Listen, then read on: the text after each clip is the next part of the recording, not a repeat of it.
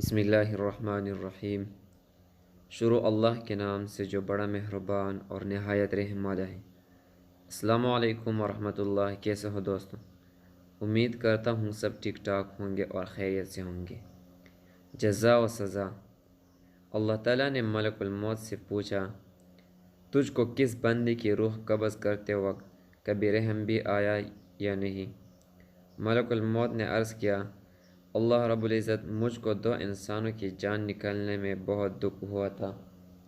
اگر تیرا حکم نہ ہوتا تو میں ہرگز اس کی جان نہ نکالتا۔ ارشاد ہوا، بتاؤ وہ 2 لوگ کون تھے؟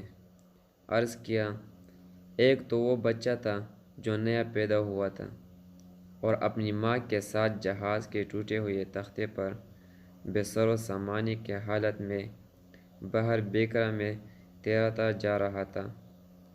اس وقت اس بچے کا سہارا تمام کائنات میں اس کی ماں تھی، تو مجھے حکم ہوا کہ اس کی ماں کی روح قبض کر لیں۔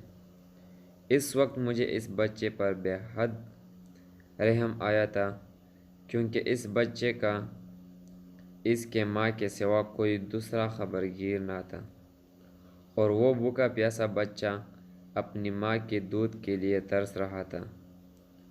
اور باری تعالیٰ دوسرا ایک بادشاہ تھا جس نے ایک شہر کمال آرزو سے ایسا بنوایا تھا کہ ویسا شہر دنیا میں کہیں نہیں تھا۔ جب وہ شہر تیار ہو گیا اور بادشاہ اپنے شہر کو دیکھنے پہنچا، تو جس وقت ایک قدم اس کے شہر کے دروازے میں تھا تو مجھے حکم ہوا اور اس کی جان قبض کر لی۔ اس وقت بھی مجھے بہت رونا آیا تھا کہ وہ بادشاہ کیا کچھ حسرتیں اپنے دل میں لے گیا ہوگا۔